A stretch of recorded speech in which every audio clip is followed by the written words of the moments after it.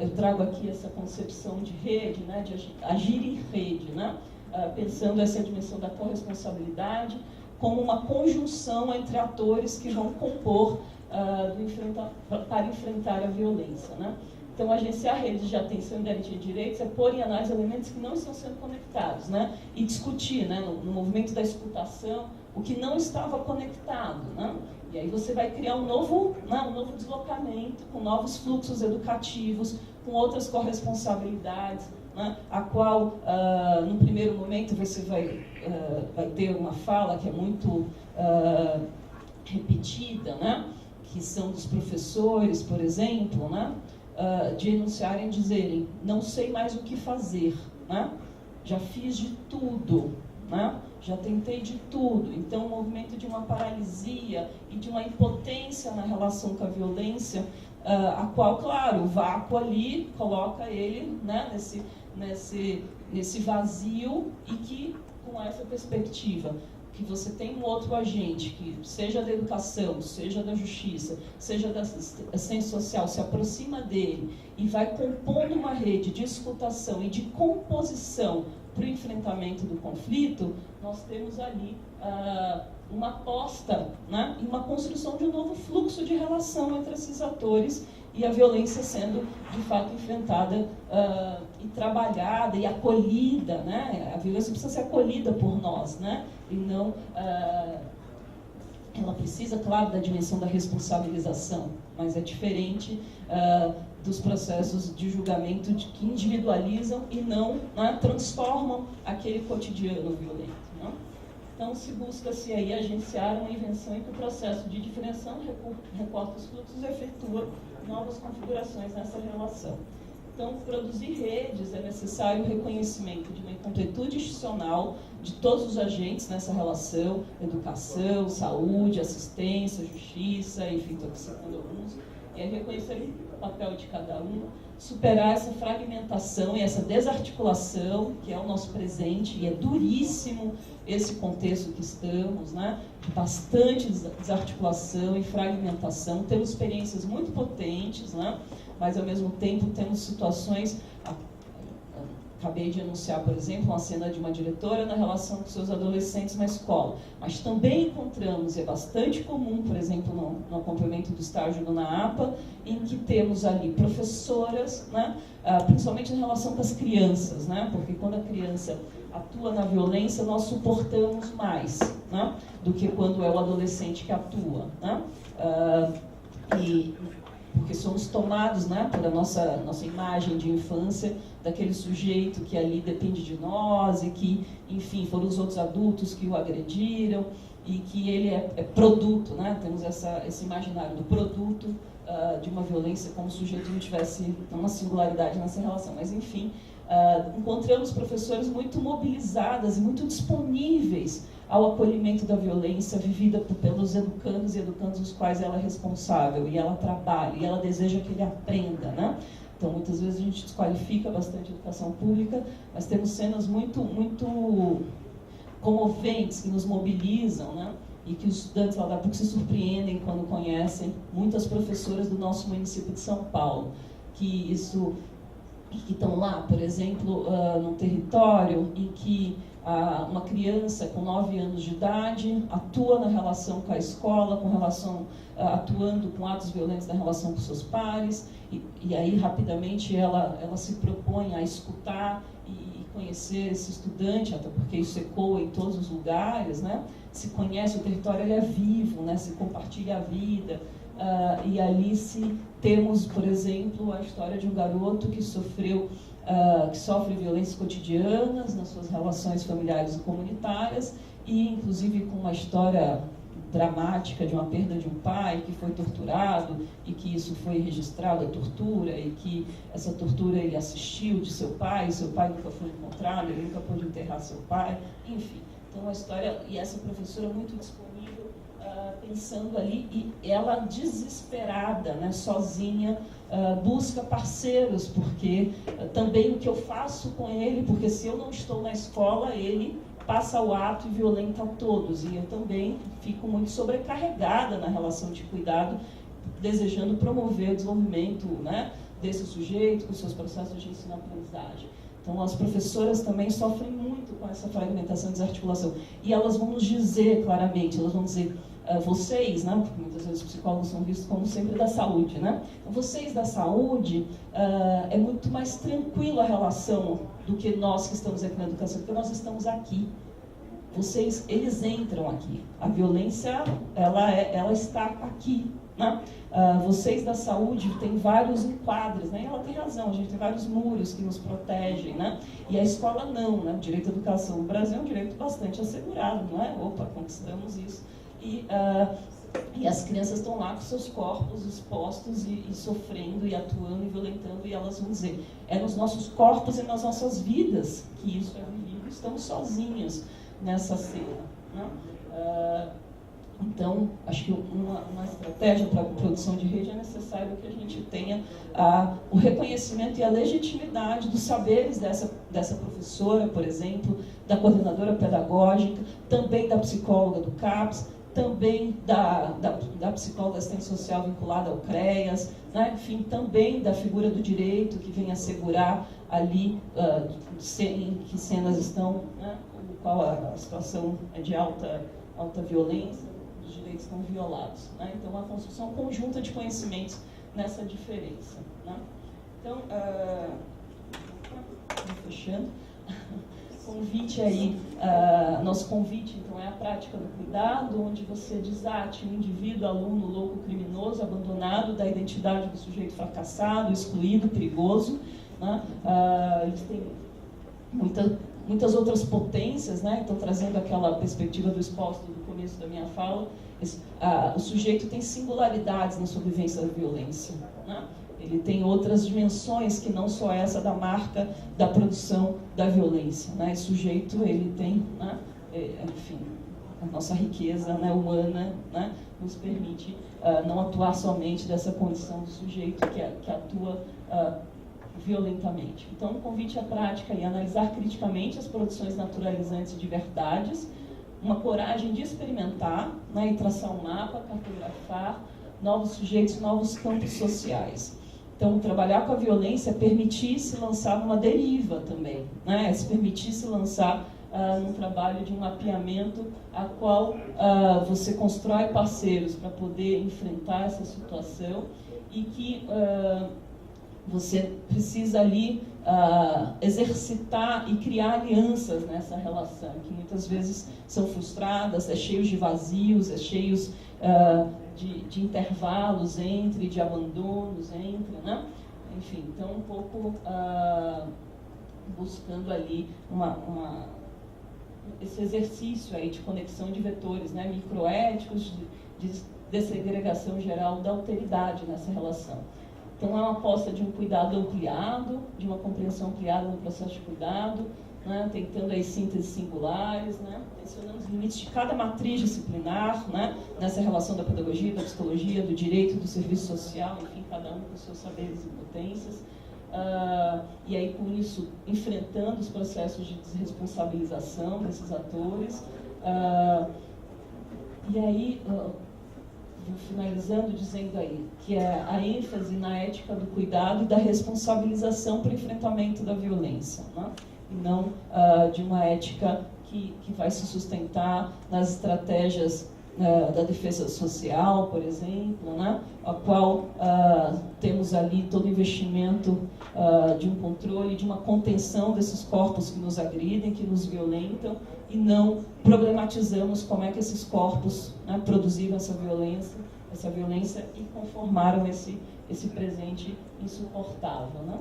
Um pouco, acho que vou fechar assim 3 falas rapidinho, dizendo que é um movimento de uma operação rede, onde você problematiza ali o normativo, você tenta reinventar o cotidiano em rede, com a participação de parceiros de todos os seus campos disciplinares e intersetoriais. É uma operação de enlace, com ampliação do olhar e da ação. Quem é esse sujeito que produz, suas relações, todos os atores que compõem essa relação, e que é necessário uma permanência de pactuação coletiva, de sua efetividade, não será uma grande contratação de psicólogos que nos salvará dessa situação de modo algum. Essa é uma armadilha, né? Inclusive violenta com a própria violência, né? Com a própria psicologia que se diz que nos salvará, e ela vai sofrer os efeitos da sua própria violência no seu corpo e nas suas atuações, né? Pensando ali, mas claro que a psicologia tem aqui a produzir o serviço social, enfim, o direito, cada um a pedagogia, né? E nesse coletivo de atores sociais e instituições possa se acompanhar essas crianças e esses adolescentes, criando outras alternativas a esse circuito violento que é perpétuo, né? A gente se encontra com a violência, a gente se depara muitas vezes com produções transgeracionais de violência, né? Para além da marcação, não estou falando transgeracionalidade só familiar, estou falando transgeracionalidade de situações de vulnerabilidade vivida por aquele território, naquela cena ali, né? E fecho dizendo que é uma operação de vida, né? Onde você vai conceber, por exemplo, o adolescente na sua dimensão do desejo, da sua intensidade, da sua produção da vida, mesmo na cena da violência, né?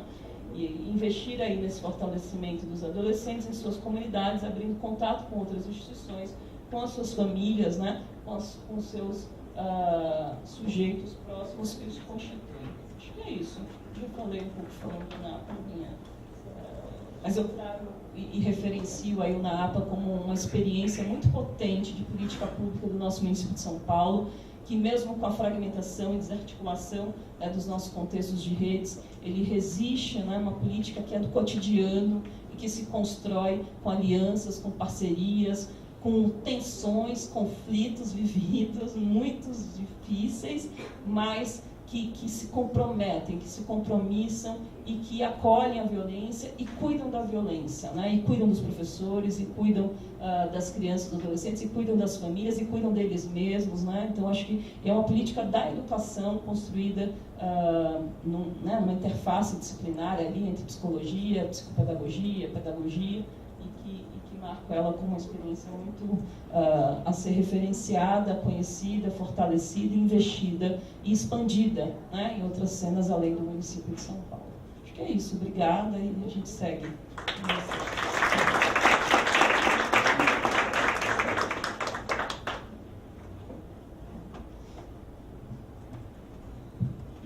Obrigado, professora Gabriela.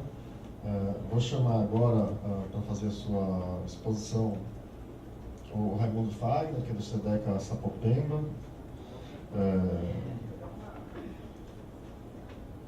Seguindo na mesma lógica, pedindo a gentileza de você se apresentar para a gente manter o fluxo que está andando bem aqui. E aproveitar para avisar quem está acompanhando à distância que a gente não está conseguindo receber perguntas pela plataforma de transmissão. Então, a gente tem o grupo de WhatsApp, que foi criado especificamente para esse trabalho conjunto. Então, quem está nesse grupo pode mandar por esse grupo. Se tiver alguém eventualmente acompanhando que não está, mas está no grupo da infância, também pode mandar por lá. Obrigado. Prefiro agora ficar em pé também, me mexer, sou meio inquieto. Sou o Raimundo Fagner, tá? Mais conhecido como Raifa Monteiro no território lá de Sapopemba, né? Raimundo Fagner. Todo mundo fica, por que Raimundo Fagner? Por que Raifa, né? Então vem daí. Acho que é legal, né? A gente vai ouvindo ali e vai vendo que depois as falas elas vão tendo muita coisa em comum, né? Isso é bem interessante. E aí, como um amigo Heber Lopes diz, a gente vai colocando agora cair o esqueleto, né? Vai se completando aí, as falas vão se complementando. Eu vou falar um pouco, né, do território de Sapopemba, da nossa atuação lá. Acho muito legal quando eu escuto, por exemplo, falando do NAAPA, que é uma articulação que a gente teve, que, assim, temos muitas articulações, uma rede que às vezes é meio furada, mas algumas coisas dão muito certo, né? E eu acho que esse processo humanizador, né, de algumas parcerias, de algumas articulações, ela é fundamental. Então a gente teve lá a figura do Rafael, por exemplo, que era muito presente, e a gente conseguia caminhar bastante coisa, né? Muita coisa junto, né? Então esse trabalho de parceria e esse entendimento do território é primordial, né? E eu acho que partindo daí, né, para falar de escola, a gente tem que falar de território, né? E respeitar as particularidades desse território, né? Eu acho que isso que é o mais difícil, que a gente acaba criando muita coisa, muito mecanismo, né? E a gente esquece às vezes as particularidades de cada território, né? E embora haja muita semelhança, né? Principalmente nos processos de violação, isso é muito claro, mas os territórios eles têm uma dinâmica muito particular, né? E tem coisas que às vezes a gente não se debruça, a gente não para, né, para fazer o entendimento em relação a esse território.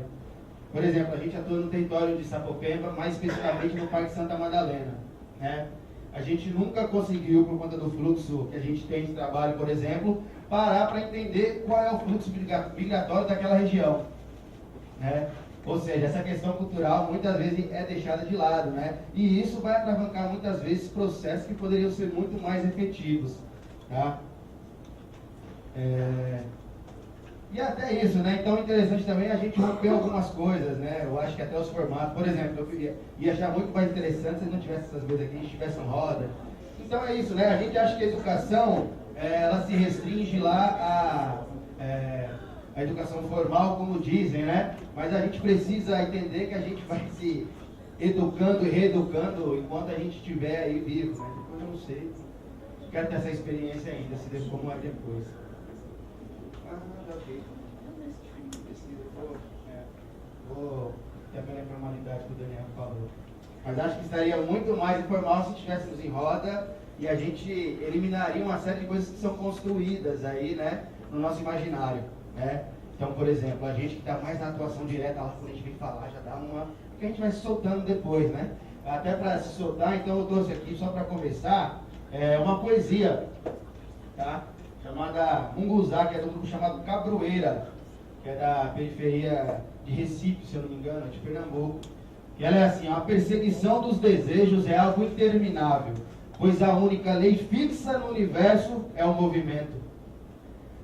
Fatores externos exercem coerção sobre o ser, mas jamais tente mobiliar a vossa estrutura com o concreto, pois o concreto, em contato com as barras de ferro retorcidas da estrutura de vossos alejos educacionais, chegará um momento do tempo em que não haverá mais tempo para removê-los. O reflexo da lua no lago é a própria lua? Rasguemos o véu de Maia. Grandiosa é a herança que Pandora nos deixou. Imaginar não dá dor de cabeça. Tá? Qual que é a ideia de começar com essa poesia, né? Que é muito isso também. Revestir com esse concreto que ele diz, né? Que muitas vezes, né, nessas áreas que a gente está falando, né, como costumam nomear os grandes bolsões de pobreza, o que a gente vai ter como base é justamente essa vida concreta, né? Então, o que está ali no cotidiano, essas pressões, essas correções que a gente vai vivendo no dia a dia, né? E isso vai cada vez mais ficando incorporado, né? E por que eu estou falando isso? Que é muito legal, assim. Eu atuei durante bastante tempo no serviço de medidas, né? Lá do Madalena, né? Nós temos dois serviços de medidas do SEDECA, o Madalena e o SINHA.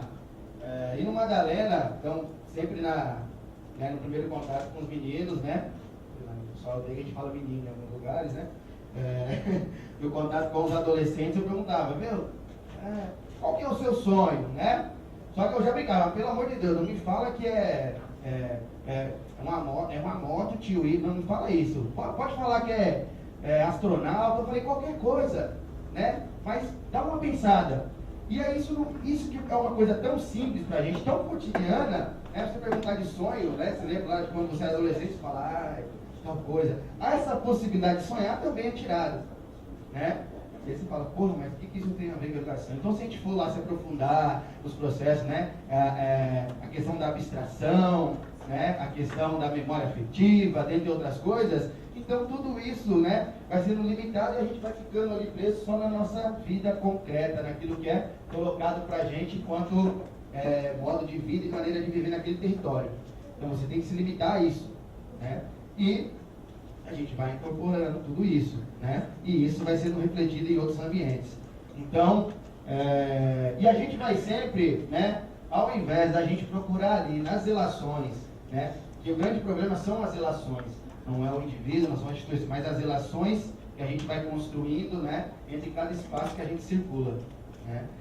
Então, por exemplo, a primeira instituição na qual a gente vai ter ali nosso primeiro acesso, né, as interações com o mundo é a família, né? Então, a gente vai ter também um modelo estabelecido de família, por mais que a gente fala que não está rompendo, é isso que a gente precisa, acho que ficar ligado, assim, né? A gente está com um observatório lá, que a gente fala muito de mapear o invisível, mapeamento do invisível. Porque tem uma série de dados que a gente vai coletando, que a gente vai se provando, mas que não dizem realmente, né, o que está ali impermeando aquelas relações. Tá? Então, esse mapeamento do invisível é algo que a gente vem discutindo muito, assim, ó. Como que a gente vai mapeando aquilo que não está dentro ali das caixinhas, né?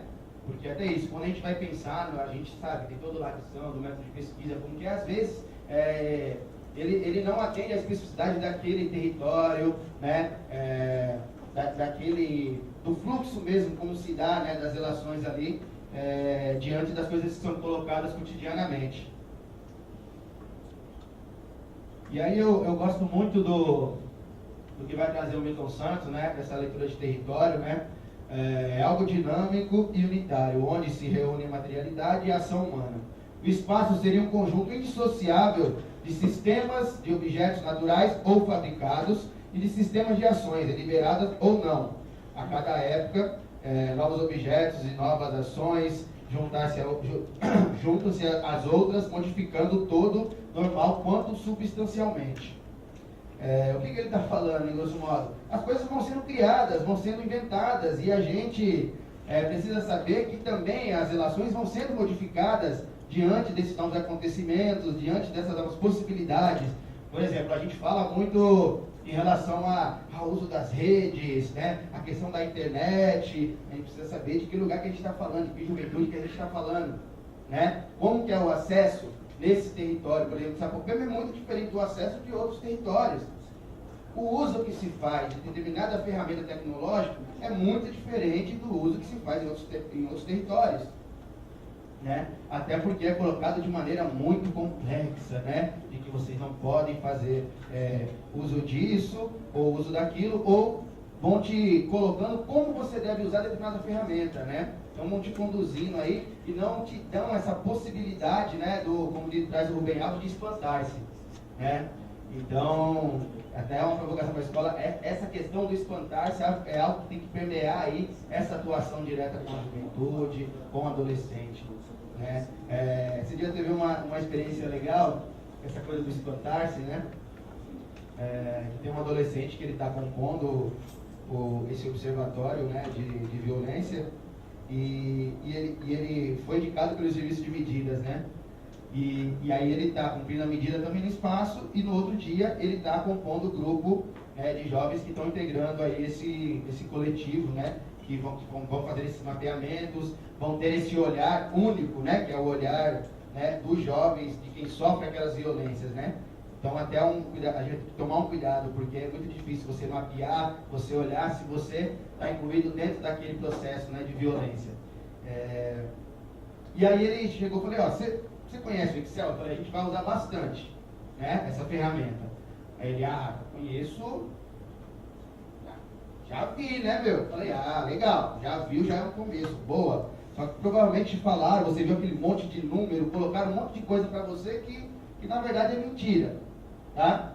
Aí tinha uma caixinha assim, com um monte de canetão na mesa, assim, um monte de coisa. Eu falei, o que tem aí dentro? Ele, tem uma caneta, tem um canetão, tem uma tesoura. Eu falei, se eu fizer isso aqui, ó, eu separei tudo, né, os canetões, as canetas, a tesoura, que tinha. Ele, agora dá pra ver o que é. Eu falei, o Excel é isso, a gente vai colocar as coisas em pacotinho para ficar mais fácil de ver. E nada mais é do que... E aí isso despertou uma coisa que ele ficou um tempão mexendo lá, né, sem se preocupar, se assim, se assado, mas o Excel nada mais é do que isso. E aí, como a gente vai fazer uso dessa ferramenta, a gente vai aprimorando. E aí esses fantasmas ele tem que estar o tempo todo permeando também, né, essas relações. E a gente não achar que esse educar se restringe lá, né, aos adolescentes, às crianças que a gente vai trabalhar, né? Nós precisamos novamente fazer essa provocação. A gente precisa entender que a gente precisa ser educado, a gente precisa ir para esse território, levar em consideração o conceito de praxis que o Paulo Freire vai defender, que ele vai trazer. Então, essa teoria ou só a prática, não, vamos, né, a gente precisa começar a fazer com que essa relação entre teoria e prática ela seja efetiva, ela aconteça de verdade.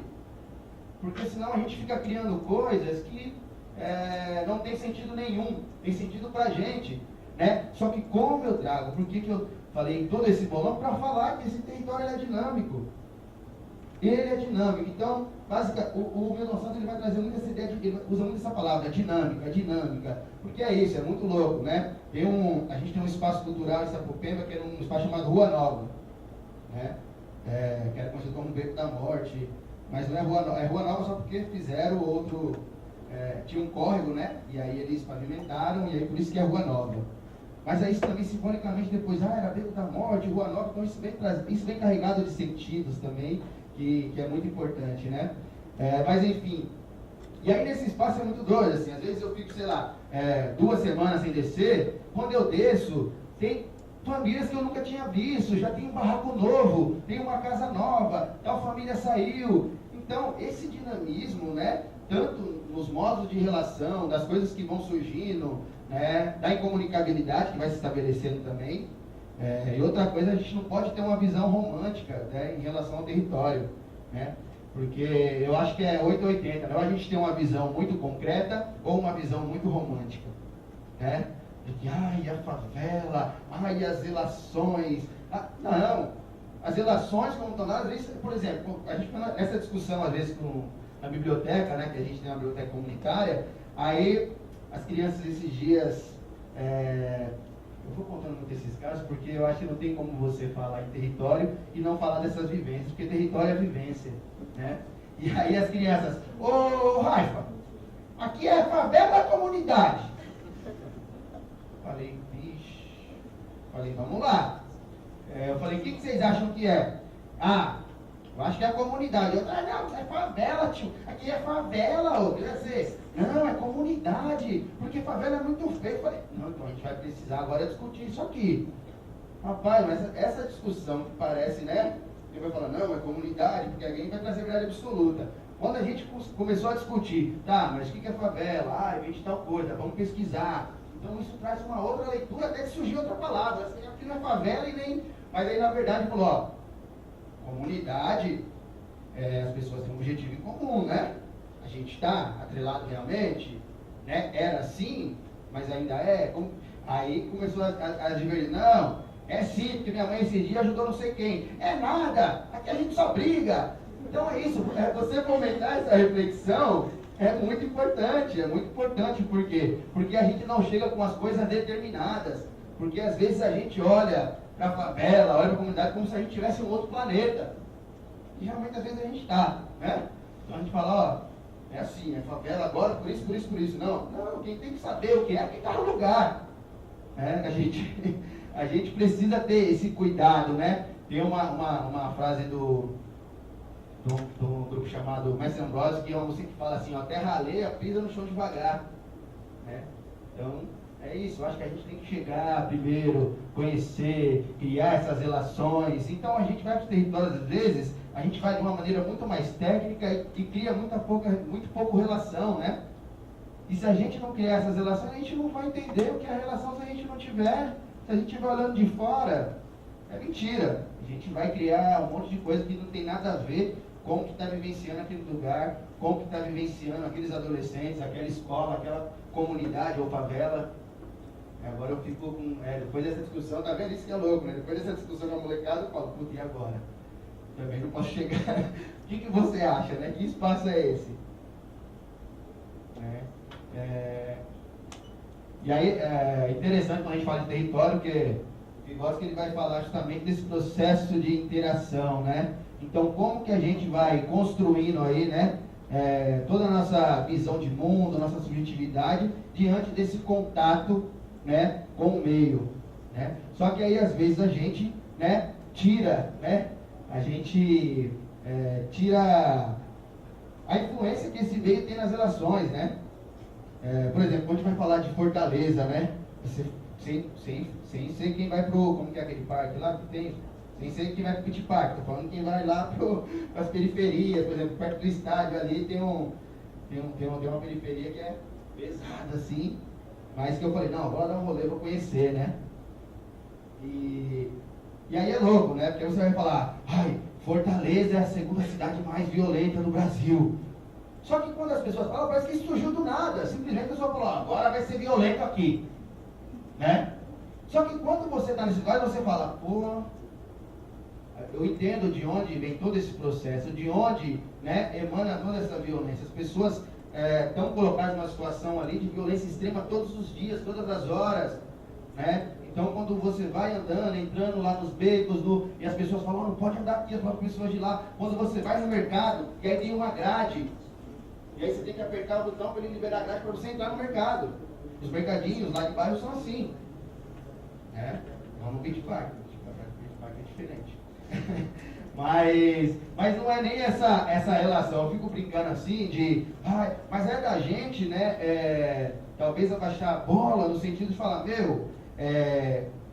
a gente só começa a ver essa violência quando ela fica feia aos meus olhos, né? Porque até então eu coloco tudo num saco só. Ó, violência é isso, né? E é mais complexo, né? E essa complexidade que é difícil a gente lidar. Então, quando a gente vai para os territórios, vai, né, dar mais importância para essas relações, aí você fala, agora eu não estou entendendo nada mesmo, né? Então, vamos construir de uma outra forma que fica mais fácil. Vamos dar algumas coisas que já estão colocadas aí, porque se debruçar sobre esse tema é complicado, é muito espinhoso, né?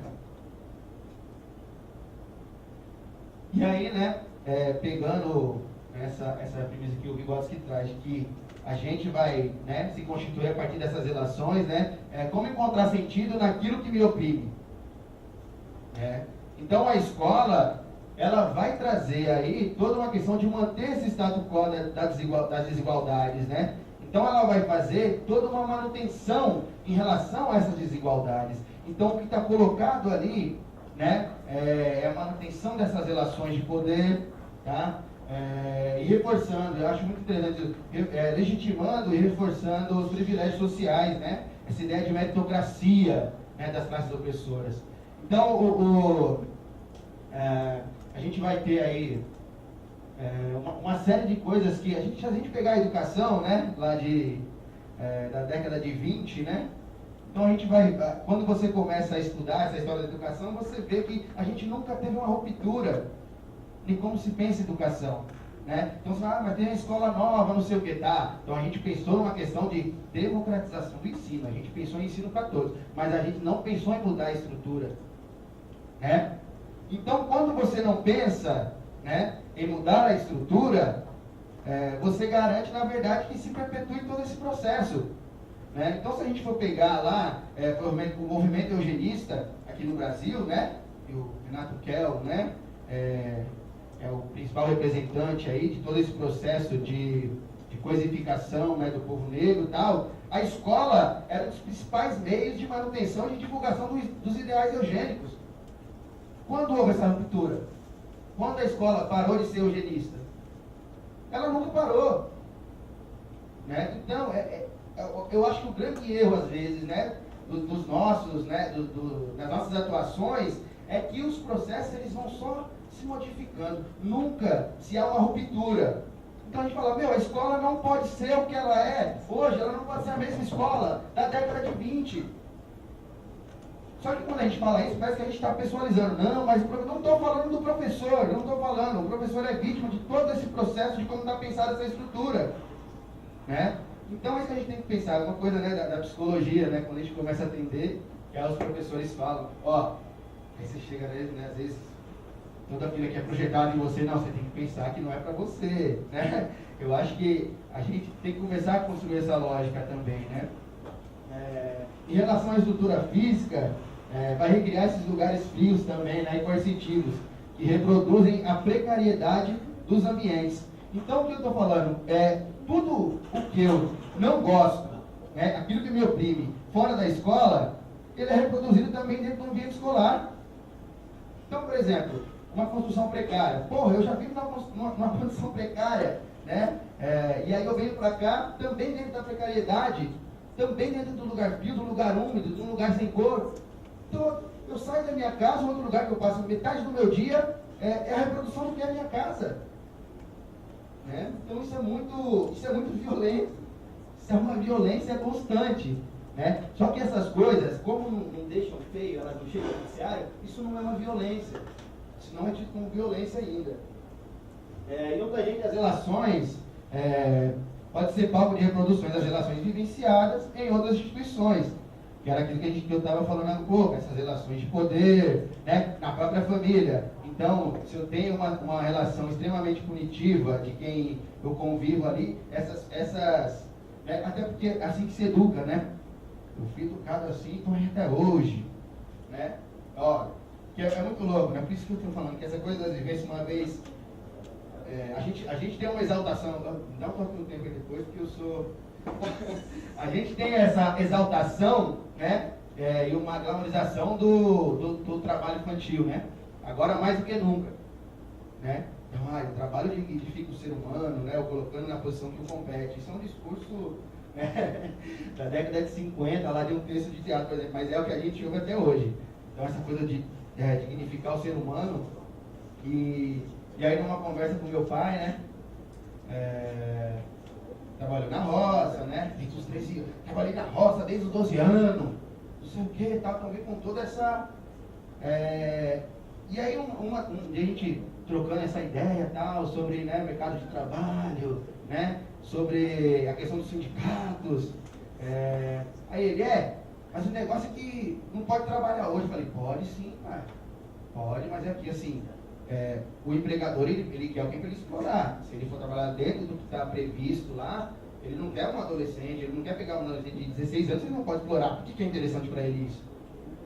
Ele pode, mas dentro da lei, está previsto lá, só pode ser desse jeito, assim, assim, assado. E aí ele, mas eu comecei a trabalhar com 12 anos. Eu falei, então, você perdeu a melhor fase da sua vida, você devia estar brincando. Pronto. Não precisava brigar nem nada, só gerou aquele silêncio. Falei, atingiu o velhinho, era aí mesmo, né?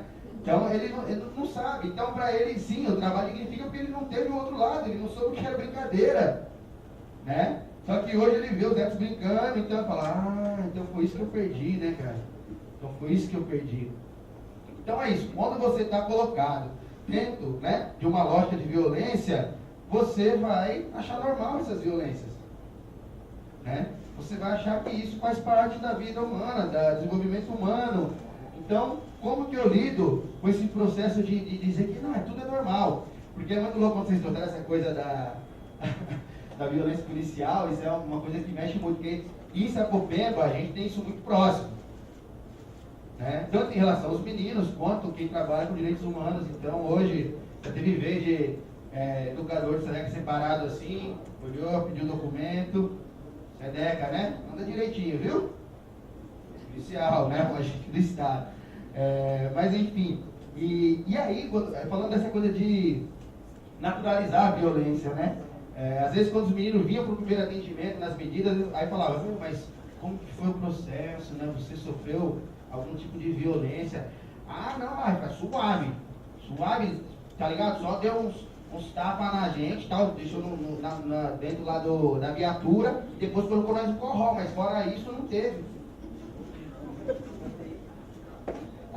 Não teve violência, cara, não teve. E aí é todo esse processo, por exemplo, na medida que a gente tinha de sensibilização, né, de falar, isso é violência, né?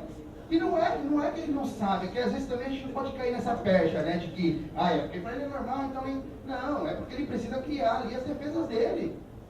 Porque o que está colocado, o status quo que está posto é esse. E se eu não criar minhas defesas, eu não vou sobreviver nesse ambiente, né? Eu não vou sobreviver nesse ambiente. E aí é isso, né? A escola, ela vai reproduzir tanto no seu discurso, né, quanto no que ela vai trazer ali na sua estrutura, ela vai legitimar dentro da própria relação entre os alunos, né, todas essas coisas que a gente vai ver no plano macro, né, e ali dentro, ali a gente vai ter essa reprodução, então, do racismo, machismo, homofobia, inferiorização, doença psíquica, falta de estrutura, incomunicabilidade, Isso eu acho muito legal de discutir essa questão da incomunicabilidade, né? Porque é isso também, a gente vai tendo essa coisa de olhar de fora novamente. A gente vai tendo uma visão, por exemplo, de que, não, mas a língua ela é isso, né? Ela vai se moldando, uma visão romântica, né? Ela vai, isso sim, isso também. Mas, quando isso é pensado enquanto estratégia de dominação, enquanto você não tem a possibilidade de se comunicar, de se expressar, né? Para você justamente não visualizar uma série de coisas, isso é muito maléfico. Então essa visão romântica de que, porque assim, aí isso a gente vai pegando também, né? Para pensar os processos educativos é isso. Porra, então a comunicação é algo que é um problema que a gente precisa avançar então. Por exemplo, é isso, né? E aí não só com os adolescentes, mas é com a escola, como que a gente educa, a gente precisa pensar sempre nessa chave. Como que a gente pensa que a educação não está focada só lá no adolescente, mas todo mundo que está ligado a esse processo precisa pensar que está dentro de uma mesma lógica, né? Educando e se reeducando, porque senão a gente não muda. Como o documento orientador lá, que assim, você viu, deu muita base para a gente em relação à efetivação de vaga dos meninos na escola. Mas, no entanto, não foi um processo educativo. As pessoas que estavam fazendo por obrigação, porque agora é um documento. E é importante também, porque a gente garante. Mas, de que forma que as pessoas que estão ligadas às escolas, elas vão realmente entender que isso é um processo humanizador.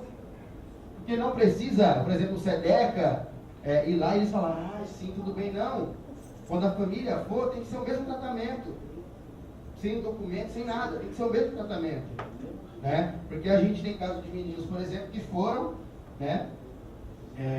Menino que eu acompanho até hoje, assim, que era um processo muito bacana, assim, de ressignificação de uma série de coisas. E aí ele foi fazer a matrícula, só que, no entanto, assim, ele não sabe escrever o nome completo. A matrícula acho que era pro 7º ano. Né? E aí ele foi, só que foi extremamente hostilizado e tal, ele pegou, então, e aí, né? Essa brutalidade, quando ele foi tratado, ela se voltou. Só que aí o bruto na relação era só ele. Né? Eu não fiz porque... E aí ela veio o chato do SEDECA, né? Que só cobra a escola. E aí a gente falou, aí contamos todo o caso e tal, aí sim. Mas o ideal é que não precisa haver essa mediação, né? Porque a orientação que a gente tem primeiro, a gente orienta a família. Se a família não consegue, a gente vai lá e tenta fazer essa mediação. Mas essa mediação tem que chegar uma hora que ela não vai ser necessária. Mas isso só vai acontecer se a gente pensar enquanto um processo de reeducar, né, essas instituições. Né? E como que a gente pensar junto, mas não olhando de fora também. Porque até pensando nisso, a gente começou a repensar nossa postura também enquanto SEDECA. Porque às vezes o que está colocado ali não é o que realmente é. Porque essa cobrança, na verdade, que às vezes a gente vai fazer, é no sentido da gente construir junto. Né? Só que às vezes é muito difícil. Então, a gente precisa repensar nossa postura também de atuação junto com as escolas.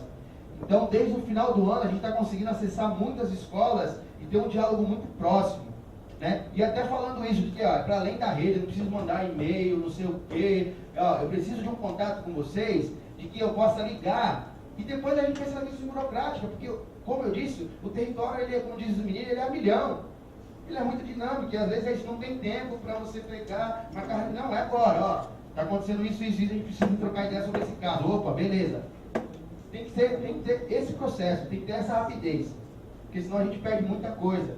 E aí o Diego vai trazer um conceito que eu acho muito legal, né, de que essa violência física e a violência simbólica, né? Só que assim, como eu falei, só quando nos incomoda, é que a gente começa, né, a pensar essa questão da violência, né? Mas é isso, né? Porém, a gente faz leituras isoladas, né, do fenômeno, né? Mas